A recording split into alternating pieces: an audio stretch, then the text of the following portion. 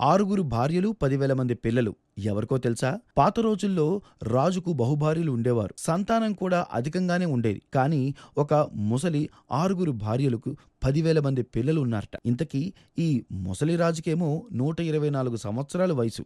ఎంతో ఆసక్తి కలిగించే ఈ ముసలి కథ తెలుసుకోవడానికి ఈ వీడియోని పూర్తిగా చూసేయండి. ఉభయచర జీవుల్లో అత్యంత ప్రమాదకరమైన జీవి మొసలి. దీనికి బలం భూమి మీద కంటే నీటిలోనే ఎక్కువ.